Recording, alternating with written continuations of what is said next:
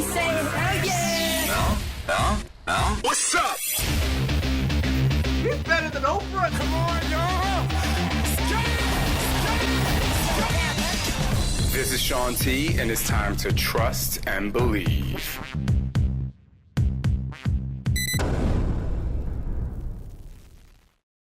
What's up, everybody? Welcome to Trust and Believe. I'm your host, Shaun T, and oh my goodness, today is going to be a fantastic day because we have the one and only most inspirational motivator. I don't even know if I want to call this person a motivator. I think I want to say most inspirational soul lifter that I've ever met in my entire life. And a lot of you know her. A lot of you know her as Mel Robbins, but she's my high five sister, okay? I just know that whenever Mel steps in the room, your spirit and soul is lifted. And today, we're going to talk about everything of how science can help you manifest greatness in your life with one simple task. Get ready to trust and believe. Boom. Hey, Mel. Wow. That was quite an introduction, Shaun, because I feel all those things about you. Oh, well, thank you. You walk into a room and the energy lifts immediately. Speaking of walking into a room, first of all, one thing that I love about you is you know how to tell a good story.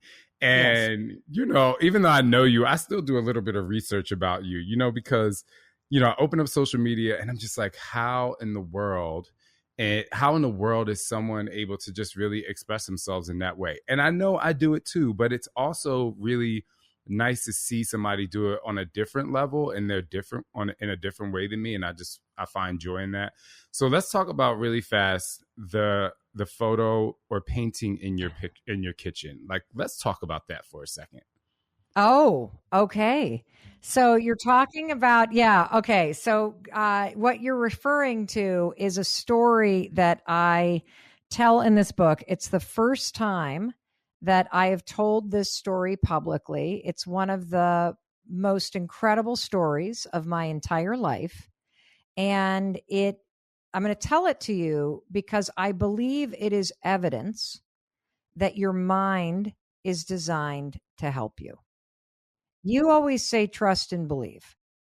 And I think that one of the interesting things about you and I, Shaun, is that we walk into a room and can lift up everybody around us because we trust and believe in the limitless capability and possibility in other people and in their lives.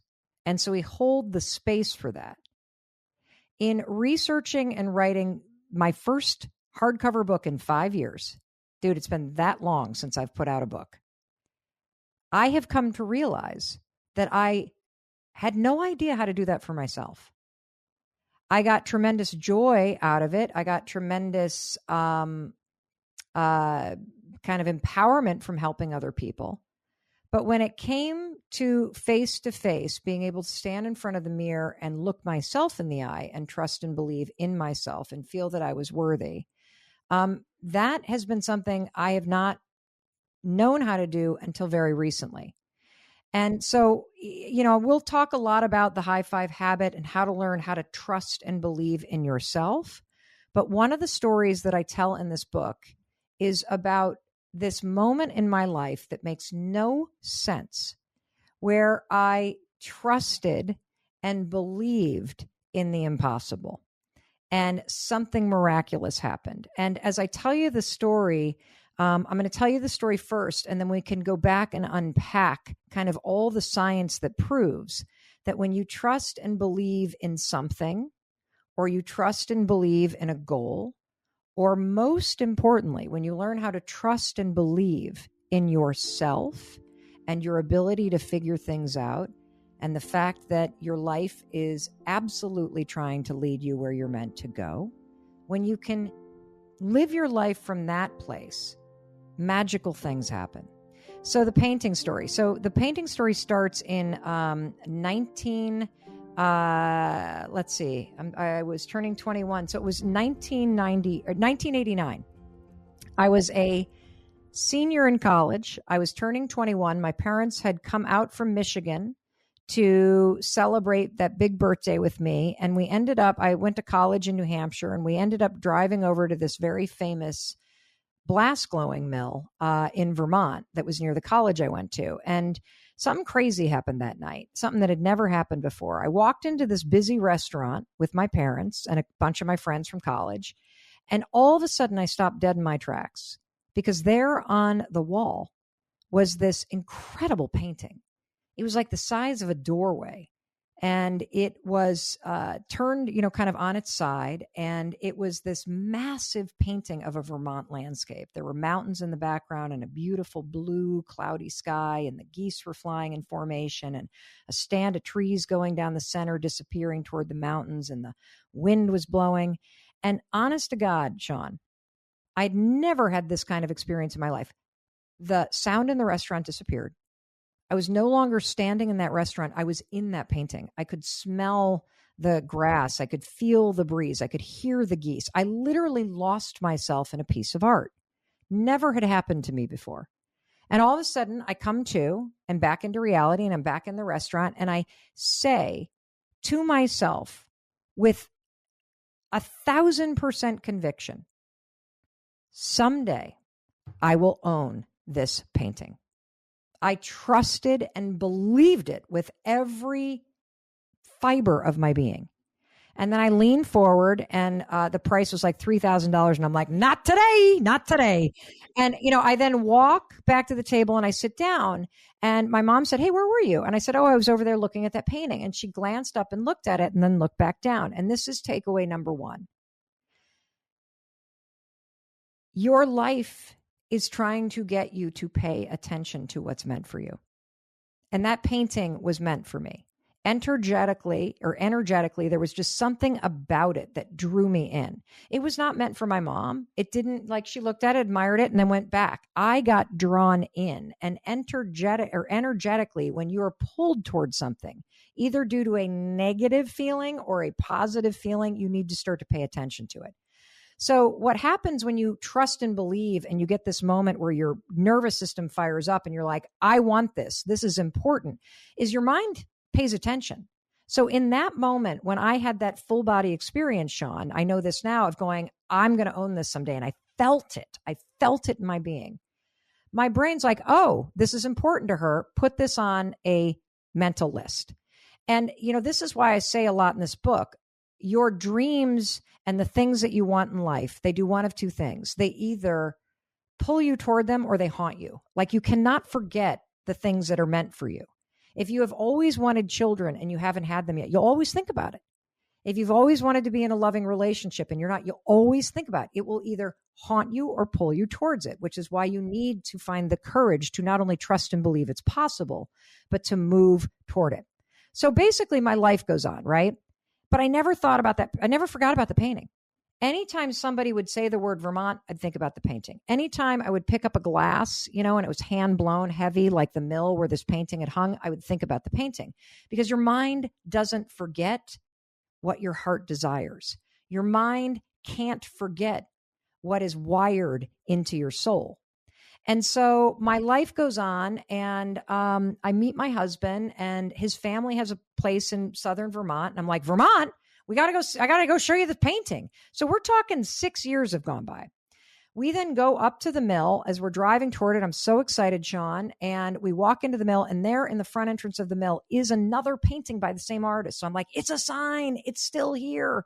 And so we go all around the mill, look everywhere. Gone. And the interesting thing about that moment is that Chris felt more disappointed than I did. And I think the reason why I didn't feel disappointed is because I trusted and I believed that it would be mine. And you need to give up your timeline.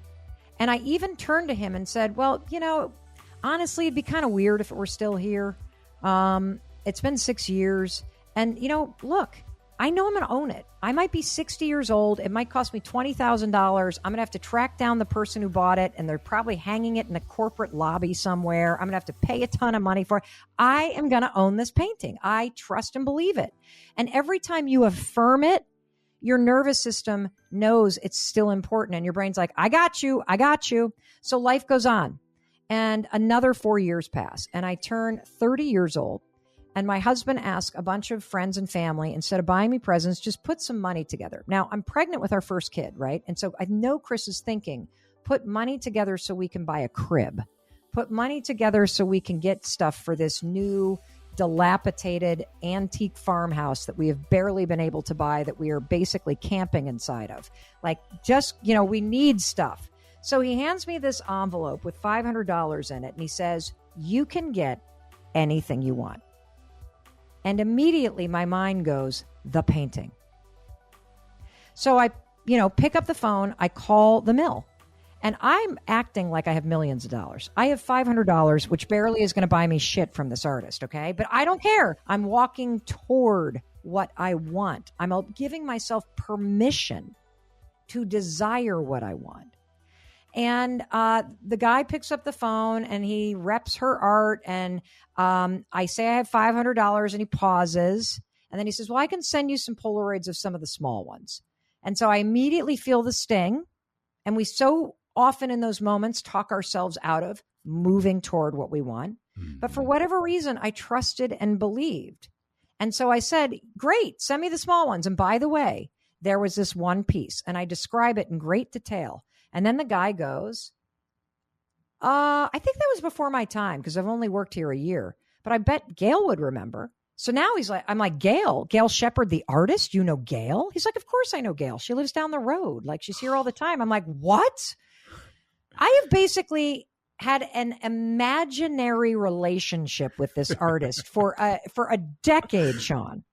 I'm 30 years old with $500 in my pocket. I don't own a single piece of art. I am pregnant.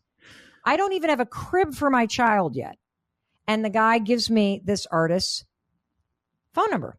Mm-mm. So now I'm like pacing around. Should I call her? What do I do? Why am I buying a painting? I need a crib. Like, what am I doing? And finally, Chris is like, would you just call her? So I pick up the phone. I call her. We have this incredible conversation. At the end of the conversation, I say, oh, by the way, there was this piece you did. I saw it about 10 years ago. I describe it in great detail. She pauses. I can hear her thinking. And then she says, tell you what, I have done so many large format Vermont landscapes. I would be so bummed if I guessed wrong. Why don't we meet at the mill? You bring your husband, I'll bring mine. We'll have lunch together. I'll tell you the stories behind all the paintings. I'm getting goosebumps right now. Like, I'm freaking out. It's bananas.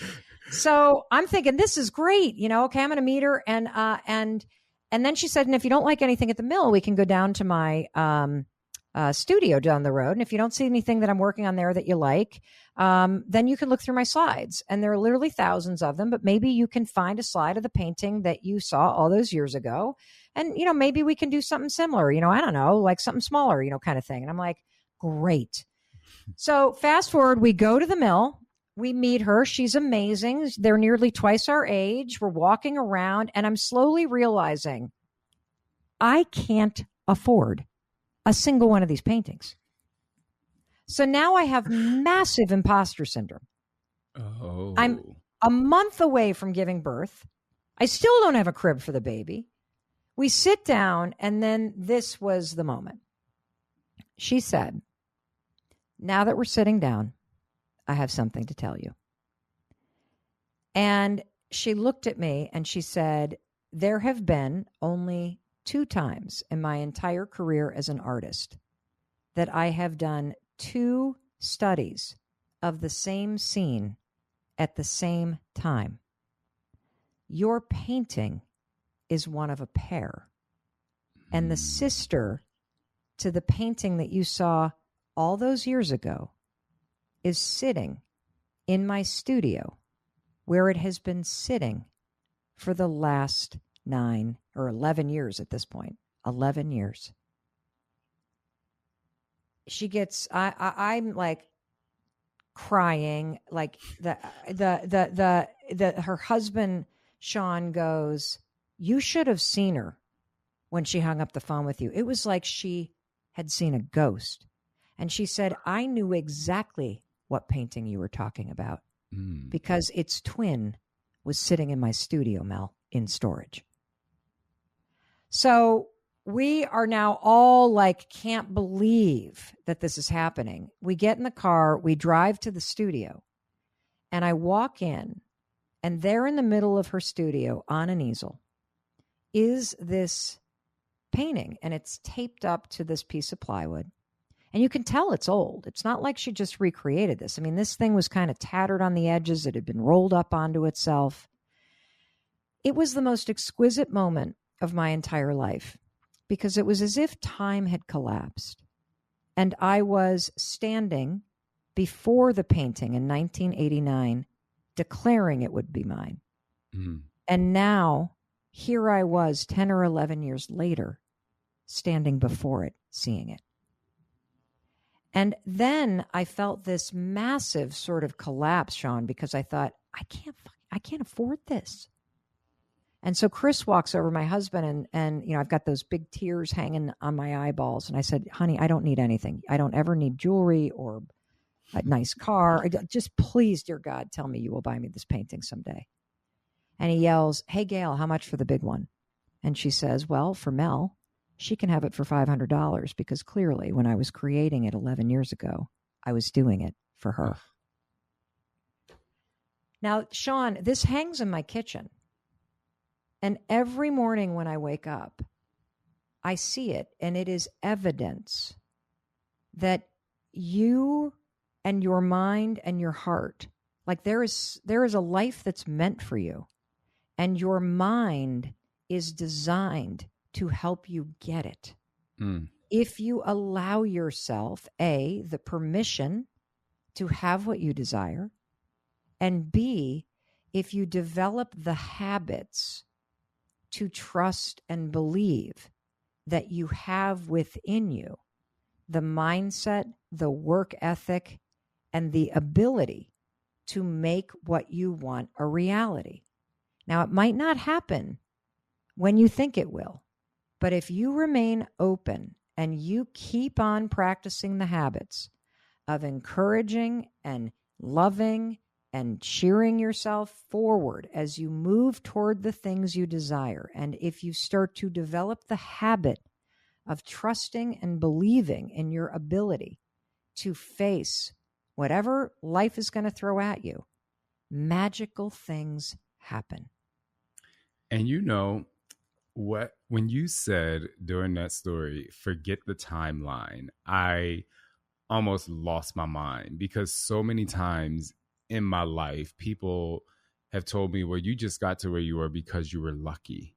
And it really frustrates me because I know people say, when preparation meets opportunity, but I never put myself in a timeline. I've never put myself in a tunnel. I've never put myself in a box to allow necessarily luck to happen. For me, I made the decisions, hard, tough decisions to get where I am today, for trying to survive sexual abuse, for moving out of my house at 14 years old, to, even at playing football when I was extremely scared to do it, to only getting 4 points in my first season of playing basketball and fighting through the second season to average 26 points a game, right? Like, it's not, to me, it's not luck. And I hear that story, and to me, it was about forget the timeline and continue to trust and believe. But Mel, a lot of people, when I opened up your book, the high five habit to me, for me, I'm speaking specifically for Shaun T.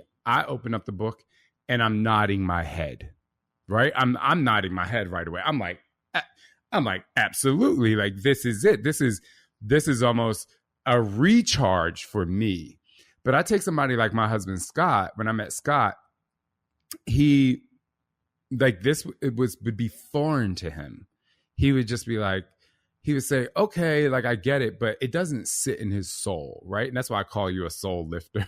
It doesn't sit in his soul. It's not that he doesn't believe it, but he's like, okay. And then later no, not the high five habit, the way we think, the way you understand that things happen through, the science of manifestation, as you would say, right? Like this, he was in a situation in his life where he's like, well, this is just what life is. Like, sometimes you get thrown lemons, sometimes you get thrown, you know, strawberries, right?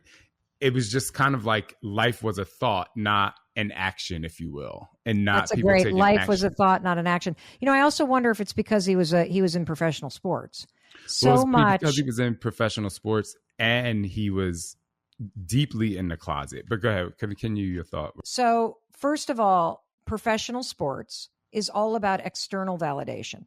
Mm. So, validation from your coach, validation from fans, validation from your teammates, validation from whether or not you score. So, your worthiness and your sense of self-love comes from either achieving something. You only deserve a high five if you're winning, right? Only deserve a high five if you're winning. Only deserve celebration if you're winning. So you're always chasing something.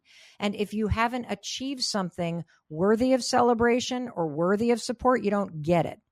And then the second piece of that is all of that external validation from fans and from goals and from, you know, coaches validating you and teammates validating you. That all makes you start to believe that your worth and your validation lives outside of you, which puts it out of your control. The second thing is if you are deeply hidden about your true identity and your authentic self, every day that you hide your authentic self, you are rejecting who you are. So you are standing in front of a mirror and you deeply in your soul want somebody to see who you are. You want somebody to give you permission to be who you are. You want somebody to validate that you will still be loved if you come out and live your truth as a gay man or being trans or being lesbian or being somebody that doesn't want to go to medical school when everybody in your family did, or somebody that wants to pursue a different path, or somebody who doesn't want children, or somebody who is going to quit your job and move across country, even though your family, you know, doesn't want you to do that. That if you are standing in front of the mirror and you can't look yourself in the eyes and celebrate your authentic self based on everything you've survived, all the abuse, all the trauma, also in light of all the crap you've done to other people that you haven't forgiven yourself for.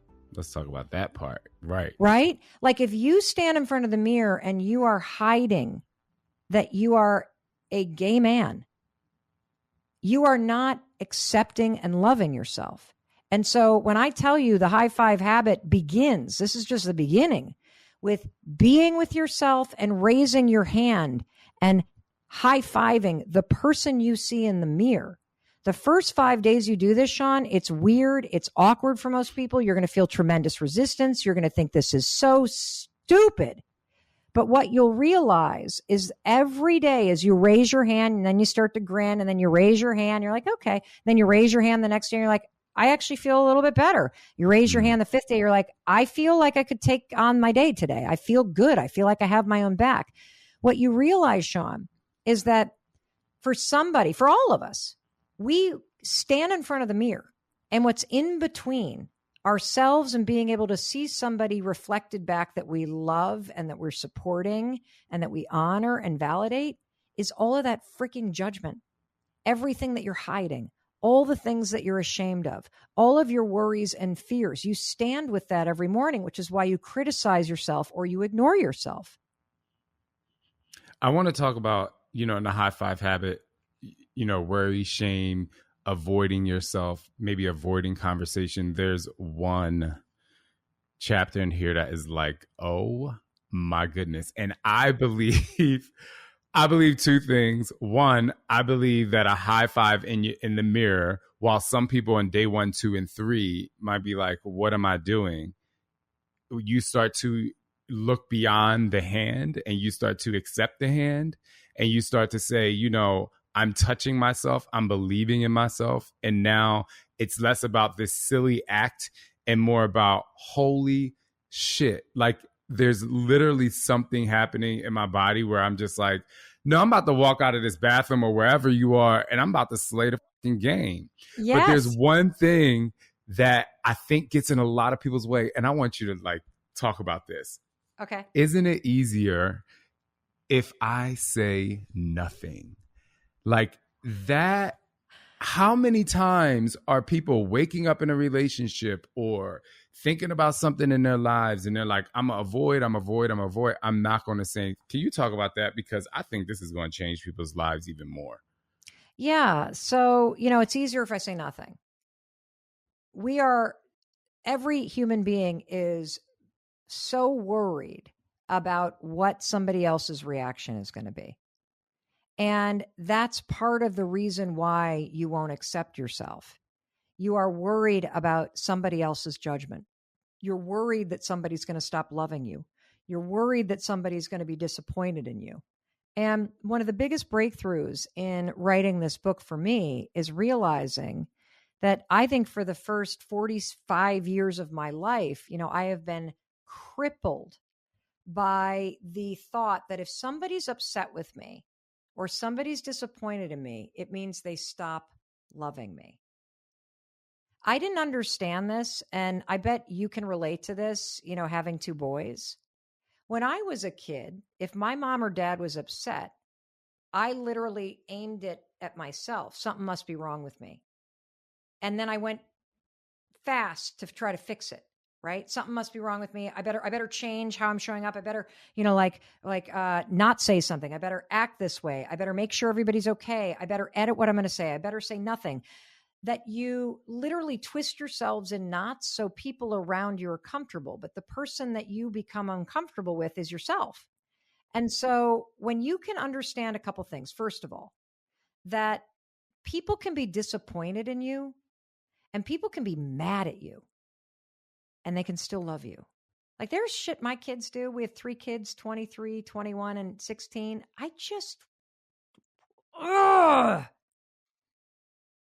But I never stopped loving them. And the person that we've all stopped loving is ourselves. Like as an adult, it is critical that you understand that the most important person for you to make happy is yourself. And if you spend your whole adult life trying to make your friends happy, trying to find a relationship so you're lovable, trying to make sure your parents aren't mad at you, trying to make sure your boss isn't mad at you, the one person who will never be happy is you.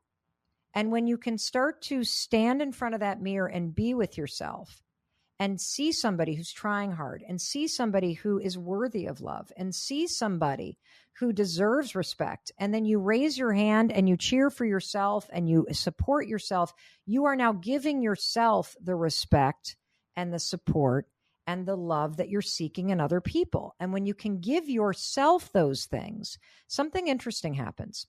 You improve the relationship you have with yourself. And that's critical, Shaun, because your relationship with yourself is the foundation of every relationship that you have in life. In Scott's case, and I feel bad because he's not sitting here, but I'm his friend, and you. Well, he told me to tell you hello, so partner.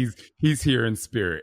Great. So the thing about Scott is, think about this: when you're lying to yourself by keeping your identity a secret, and for some kids, it's a matter of life or death because you're in a situation where it would be dangerous to reveal to the unhealthy or abusive adults to you what your truth is. But when you become an adult or you can get out of that unsafe situation, you have to stop lying to yourself, because if you lie to yourself, you will lie to everybody else. If you don't love yourself, you won't let anybody else love you, because at your core, you have a deep belief that you're unlovable. And so you will constantly find yourself in relationships where you will prove that pattern true subconsciously. If you don't respect yourself, you will not accept respectable behavior from other people. And so it all starts with you. And that's why these habits around learning how to interrupt the critic, learning how to reverse and break the habits you currently have. So let's talk about habits. Everybody does have habits right now when it comes to looking in the mirror. You criticize yourself. You ignore yourself, you judge yourself, you withhold love and support and encouragement. And I want you to break those habits. I want you to create the opposite habits. I want you to be able to stand in front of a mirror and see somebody that is worthy, see somebody who's lovable. I want you to treat that person with respect. I want you to encourage them. I mean, life is a marathon. You got a ton of people that listen to you that are into sports. You've seen a marathon. We as spectators don't stand on the side of a marathon with our arms crossed at mile 7 and go, yeah, I'm not clapping for you. You're not there yet. Yeah, you look terrible. You're dragging yourself. Oh, God, you might as well quit. Why'd you even start the race, you idiot? Like we don't do that. We clap, we high five, we celebrate people every step of the way because we know it empowers and encourages them. Your life is a marathon. You need to drag yourself into that bathroom every morning. And because you've survived what you've survived, and because you're here trying another day to do a little bit better, that, my friend, is worthy of celebration and support. And, I also love what you said, Shaun, about how you really are starting to see yourself, because I've been doing this now for a year, and you don't even have to, when this becomes a habit, it's just a switch in your mind. Like the high five habit is a cheat code to literally erasing the default programming and putting in positive new programming with the benefit and help of science. And over time, what happens is I don't look in the mirror and criticize myself anymore. I have foundationally changed my brain. I do not even have to high five myself because I actually feel like a high five when I see myself. I think the high five habit is literally such an incredible foundation for people, because I remember in the past, the first thing I would look at is everything I didn't like about my body. I was just like, oh my gosh. And so I would tell people, okay, when you look in the mirror. Can you please tell me exactly what centimeter of your body would that be? Because I have seen your body, not all of it, but I have seen your body, and I can't even possibly imagine what you would criticize. Well, I'll tell you, when I think of body, I'm so happy you asked that question, because for me, body is not just, the muscles. I hated my face, Mel. Like, I hated my face to the degree. I talk about it in my book too. I hate, literally, I was just like, I had these big fat cheeks. I was just like, it's not symmetrical. One of my eyes is a little more closed than the other. I was nitpicking all of these things, right? And so what I would do is, instead of trying to dissect my face, I would just say, I'm going to go to like my best asset, which for me at the time and still now was my ass. So I was just like, I would just like turn, walk in the shower. It's usually the last thing to leave the mirror. And I'm just like, okay, like that's what I'm going to focus on. And then it started to work my way up. So today, when I'm high-fiving myself and I see my hair, and instead of being like, oh my gosh, like this is out of place, I was like, you know what? Mel's going to like this hair. Like, I don't give it that amount of energy, because the thing that you most of the time don't like about yourself is what other people absolutely love about you. It's a lot of people's favorite thing. Speaking of that, though, there's something that when people see Mel Robbins, if they never researched you or if they never really listened to the depths of your soul yet, one thing that they won't understand is that you struggle with anxiety and panic attacks. And while, right now we're recording this in Mental Health Awareness Month, and and a lot of people are talking about anxiety now and mental health. So can you tell people how you have kind of risen through that? I'm not going to say above it. I'm just going to say through it, because I think when you're in that through line, that's where it becomes tough, and how the high five habit can help you through that. Absolutely. What a great question. So a little bit of context setting, because most people, you're right, would look at me and never realize that I struggled profoundly with anxiety for 30 years, and that I didn't understand anxiety. I did not understand the connection between your nervous system and your mind, and how if you don't attack anxiety from both your nervous system and your mind, you will never get in front of it. I will tell you, Shaun, I consider myself to be cured of generalized anxiety. Do I have an anxiety response to certain situations that are anxiety inducing? Of course I do. But do I have the experience where I'm constantly on edge, or my thoughts are constantly spinning? What if I'm constantly living in the future and it's a disaster? No, I've actually broken that habit. And so I want to explain how you can do it too. And I also want to say that I took Zoloft for 2.5 decades, and that was life-saving. Life-saving. I took Zoloft too. That was the medication I was taking, but we can talk about that later. Go ahead. No, it's okay. It was life-saving because it gave me a ladder to climb out of a hole, and from there I could continue to do the work. Here's what Zoloft didn't address. It didn't address what the high five habit does. It didn't address the deep self-loathing and habit of judging myself that was at the heart of a lot of the anxiety. So in terms of anxiety, here's what I want you to first understand. Start calling it an anxiety response rather, and this is new to me. Just say it, I am having an anxiety response, because then it doesn't feel like you have been labeled with somebody. It doesn't become part of your identity. I'm having an anxiety response right now. And what is important to understand, and this is all the stuff that I didn't understand, Shaun, is that there's a connection between your worries, your nervous system, and an anxious response and panic attacks. And so let me explain this real quick, because I think it's going to help people. And then I can help you with the high five habit and one high five tool called high fiving your heart in particular. So here goes. So most anxiety, unless it is an anxiety response to past trauma, and past trauma anxiety all begins in your nervous system, not in your mind. Okay. Your nervous system happens and responds quicker than your mind starts formulating thoughts. So if you're somebody that has a lot of past trauma, a certain smell could trigger you to feel anxious. Time of day could trigger you. A sound of a car pulling up on gravel could trigger you. A certain song could trigger you. And the reason why is because whatever your traumatic experience was in the past, when that happened to you, your nervous system recorded as much as it could around you, so that in the future it can alert you to a similar feeling or a similar time of day. So for example, Shaun, a lot of people who struggle with chronic anxiety will feel anxious around 5 or 6 o'clock at night, or when the sun starts to go down. And the reason is why?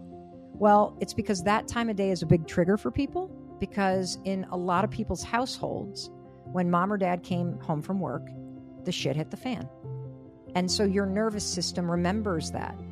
And even if you're in a safe relationship, or you're very happy in your life, and you start to feel on edge at 5 or 6, so you reach for the bottle of wine, it's probably due to stored trauma in your nervous system that is having an anxiety response as an adult.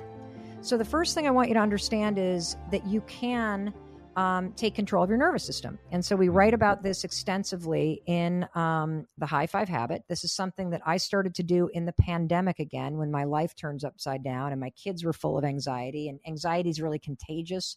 So you can catch it from other people. You can catch it from an environment. And so all you need to do is take your hands and put them against your heart. I put them right in the center of my chest because, like Shaun, I got really big mitts, so it hits my heart. I'm going to take a deep breath. And then you're going to say, I'm okay. I'm safe. I'm loved. I'm okay. I'm safe. I'm loved. That's it. And you can say it 13 times, 57 times. Just say it over and over until you feel yourself literally come back into your body, and you can feel you go from a place of feeling on edge to actually feeling cool.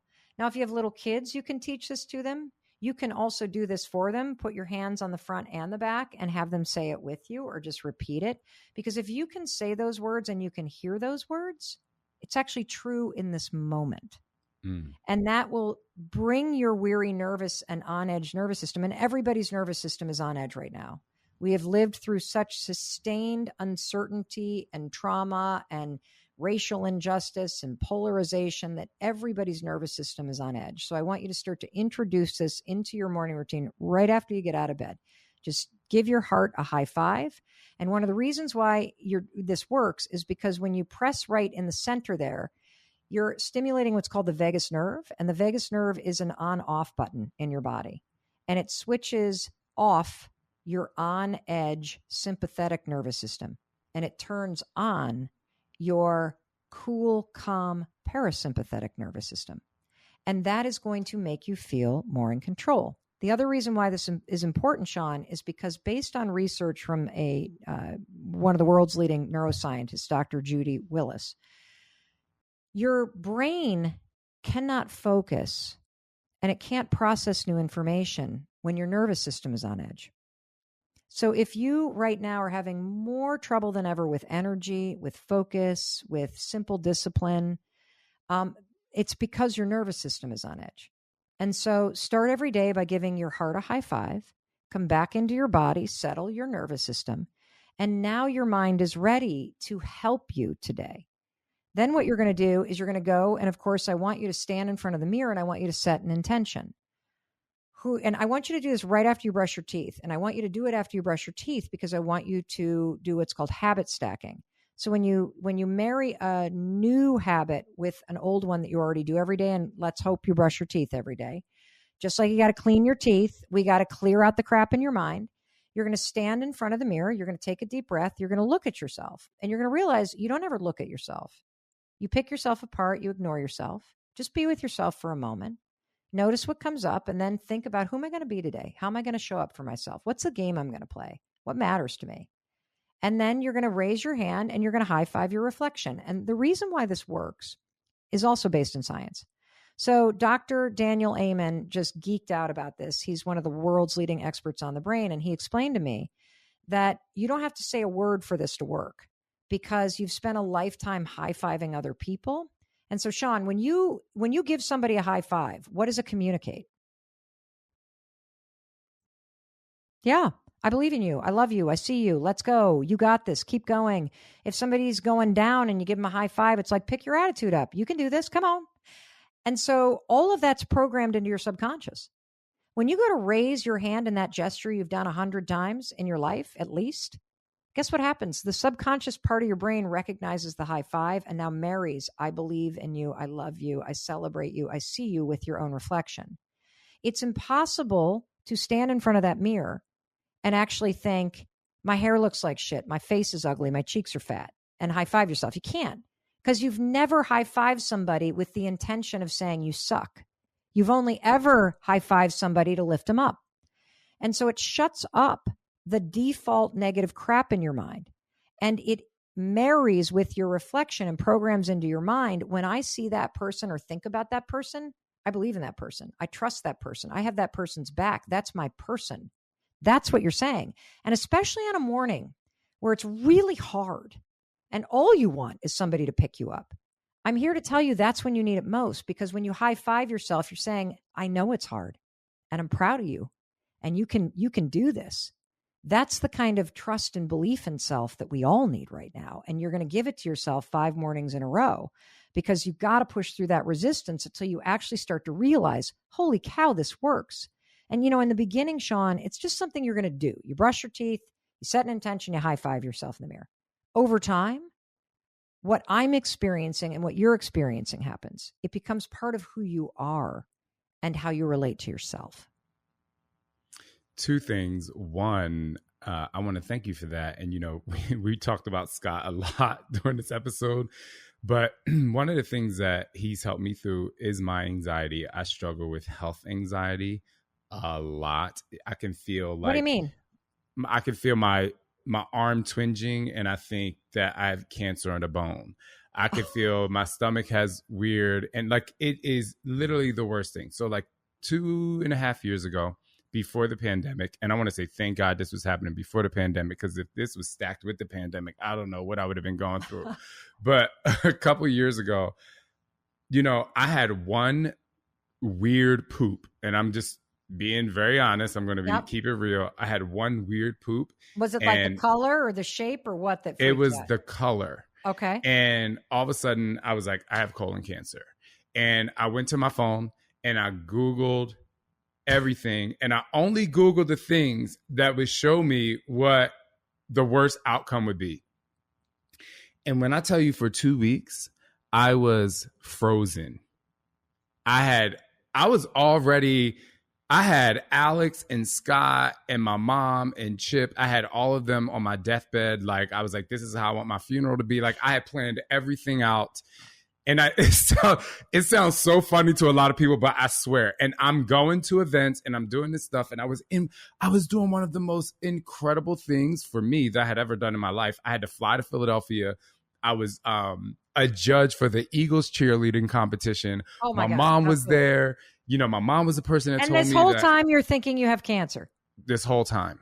And so I get in the hotel room with my mom, and she's like, Shaun. And I was just like, I hadn't seen my mom in a while. And she's like excited to see me. And my mom was like, Shaun, you don't have cancer.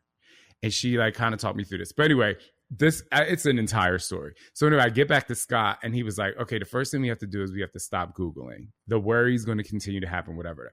So I never did this though. I never said like, you're going to be okay. You're going to be okay. Well, and I'm going to give you one other thing I want you to do. You ready? Because I realize that I did not even finish what you had asked me to talk about. Oh no, it's fine. No, let me give you another one, because it starts in your nerve. So I'm okay, I'm safe, I'm loved is going to help. Oh, I'm okay, I'm safe, I'm loved is going to help.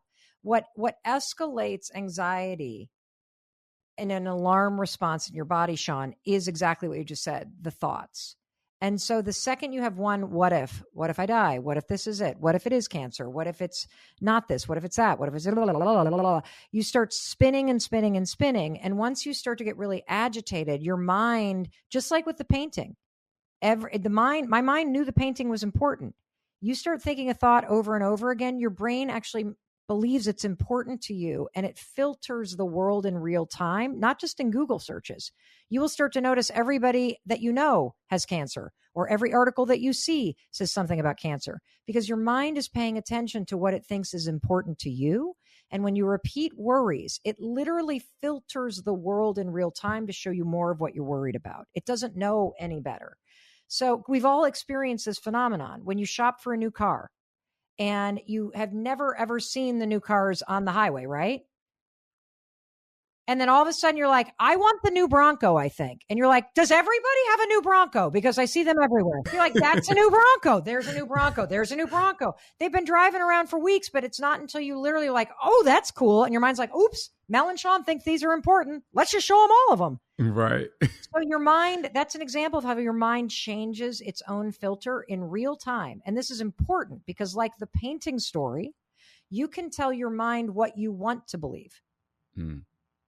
And so if you get trapped in the what if loop, there are a couple things you can do when you feel your thoughts spiraling your anxiety. First of all, as you know, the 5-second rule, count backwards in your own head, 5, 4, 3, 2, 1, and then just say, I'm not thinking about that. I'm not thinking about that. I'll be worried about cancer when somebody tells me I have cancer. I'm not thinking about that. Like just literally, I'm not thinking about that. And then there's another thing that I've recently started saying that has been amazing. And this one has worked really well with my teenage daughters too. You ready?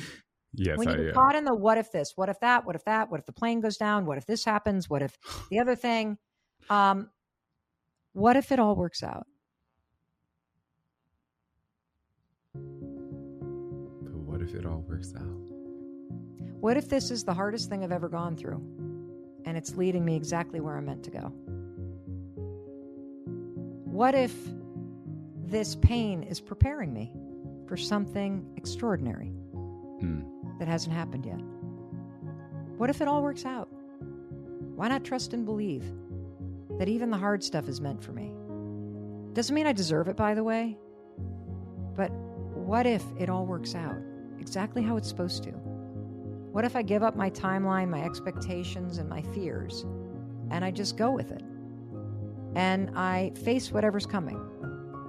What if it all works out? It's so, like, what did you feel in your body? Say it out loud and then tell me what you feel in your body when you actually embrace that thought.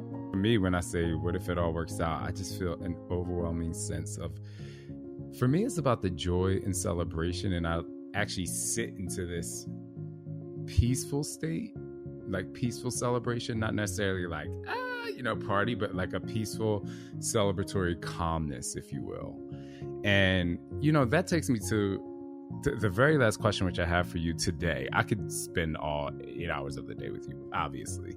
Now, in fitness and what I do for most of my career, I try to get people to a state of sustainability, meaning regardless of your weight, like, what are you going to do when you get there? Because everybody wants to lose the weight, but like, what do you do when you get there? Do you even know what to do? Because if you're going to get there and we're going to still play the yo-yo game, and like I say, the yo-yo is a kid's game. Like that, we're not playing that in the office, right? So what happens when someone gets to the point and they're like, Mel, I have high-fived my way to greatness. How do they sustain the feeling of greatness when it comes to the high-five habit? So this is beautiful. So at the moment in my life when I stumbled into this high five by mistake, Shaun, I had made more money than I ever thought I would. I had achieved more impact than I believed possible. I was about to celebrate 25 years of marriage, and I have 3 healthy kids and a beautiful life. And I had no ability to feel content or joy or acceptance for myself. I didn't know how to do that. I knew that we need to take care of ourselves and love ourselves and put ourselves first. I didn't actually understand what it meant or how to do it. I was my own worst critic. It didn't matter. Like, I've never been worried about the haters or bothered by criticism, because the kind of stuff that strangers say to me, that's nothing compared to the shit I say to myself. Like, geez, try a little harder if you want me to feel bad. Right. So what I can tell you, and you said it there, you already said it, Shaun, is you said everybody's chasing the number on the scale or the size of the pants they want to wear, because you think when you achieve that thing, you will be happy, or you will love yourself, or you will be able to finally be worth all of the things in life that you want, that somehow that weight outside of you proves something, right? And what I've come to profoundly realize is that the secret to everything, the secret to greatness for sure, is being able to stand exactly where you are in this moment right now. And to see somebody who is doing their best and who is so worthy of love and celebration, and to love and support yourself through life, every step, every moment, every single day. To me, when you start to do that, that is the heart of the high five habit. It's the heart of high-fiving your heart, which is basically supporting yourself through a moment of stress or anxiety or panic, soothing yourself, seeing yourself, knowing your needs. When you can do that, first of all, you're going to feel more inspired and empowered, because you're a person who's worthy of feeling healthy and vibrant. So you'll feel empowered and inspired to do the work versus dragging yourself, to turn on Shaun T. You know why exercise is hard? Is because deep down, you have a belief that you don't deserve to feel good. You have a belief that you're not worthy of all this. And you have a belief that it's not going to work out anyway. And I'm here to tell you that if you start looking yourself in the mirror every morning and raising your hand in celebration and support, you will have already achieved the thing that you think the number on the scale is going to give you. Yes, you will feel proud of yourself when you achieve those things, but losing weight or getting in shape doesn't make you worthy of love.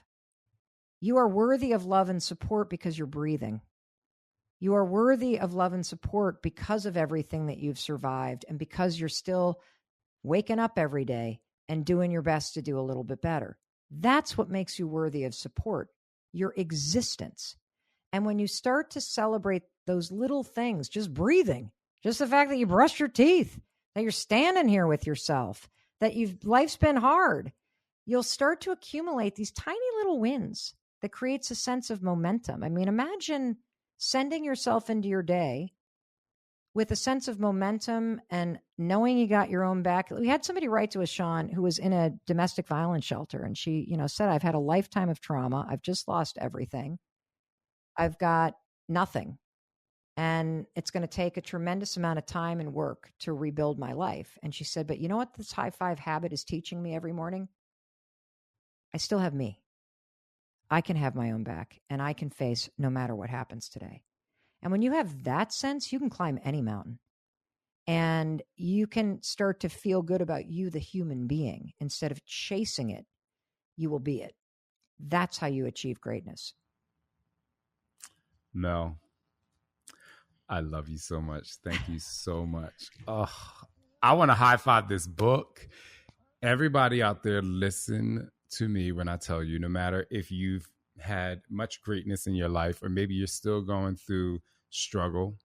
People say through struggle comes strength, but I think the strength is in the struggle. It is those step-by-step moments that you have when you're growing. They're the things that's going to help you sustain that feeling. They're the things that you should attach to. And Mel created such a simple task that's going to help you literally achieve greatness in your life so that you can continue to trust and believe in who you are. And it all starts with a high five of you celebrating who you are every single day, every morning. Mel Robbins, thank you so much. Shaun, hold on a second. We got to tell them. You guys got to join me and Shaun T and all kinds of amazing people. We're doing the High Five Challenge. It is free. We're going to give you the tools, the coaching, and the community that you need to not be alone in your underwear, but we're all going to be doing it together 5 mornings in a row. It's totally free. Shaun's going to send you the link in the show notes. You have to do it. This huge community, literally hundreds of thousands of people around the world are going to be doing the 5-day 5 challenge, and Shaun T is joining us. So make sure you click that link. And Shaun, thank you for supporting that. I really appreciate it. Of course. So make sure you click the link in the bio, follow me. So Mel, I'm going to do something very special. Oh. Well, I think it's very special. So when we do our high five challenge, 5 days, right? I'm going to put this book somewhere in every picture that week.